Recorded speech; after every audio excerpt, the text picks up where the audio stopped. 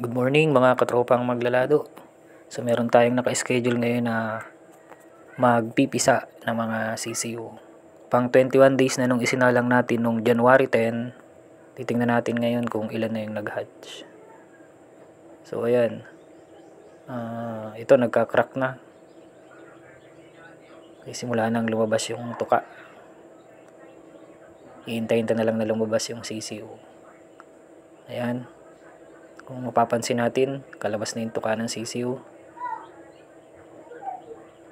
Ayan din, may crack na. At ito, mayroon na din.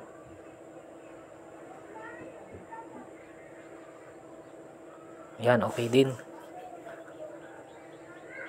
At ito, may crack na din. At ito, mayroon na din. Ayan pa.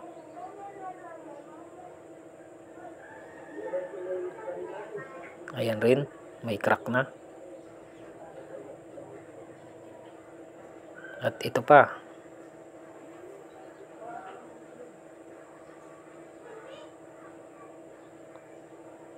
Ito naman, wala pa siyang crack. So ikakandling natin. Tingnan natin kung gumagalaw pa yung embryo sa loob. So kung mapapansin natin, walang gumagalaw dun sa loob. Wala tayong naaninag na gumagalaw. So ang tawag natin dyan ay dead embryo. Wala na po yan chansang mag-hatch.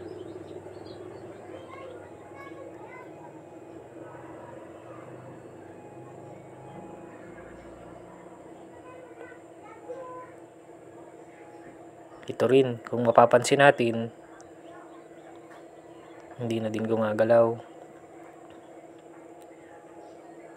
Ito naman, yan, kung mapapansin natin, may naaninag tayo na gumagalaw. Yun yung tuka ng sisiw. So yan, may chance po ito na mag-hatch. Hintayin na lang na mag-crack yung shell niya.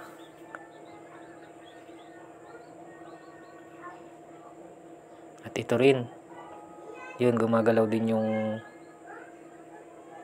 tuka. Humihinga.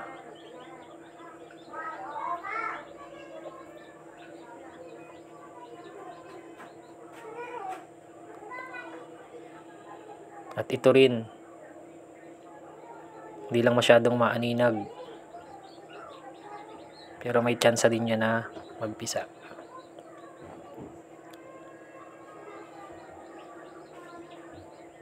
Ito yan.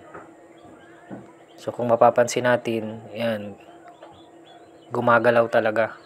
Kitang-kita natin, humihinga-hinga. Hintayin na lang yung mag-hatch. At dito naman sa ibaba, meron nang naunang magpisa na 8 CCU. So out of 24 pieces, meron tayong 22 pieces na possible na magpisa. So ang hatching rate niya is almost 92%. Yan po ang advantage ng ng ganitong klase ng incubator. Medyo mataas yung kanyang hatching rate kumpara dun sa mga DIY incubator.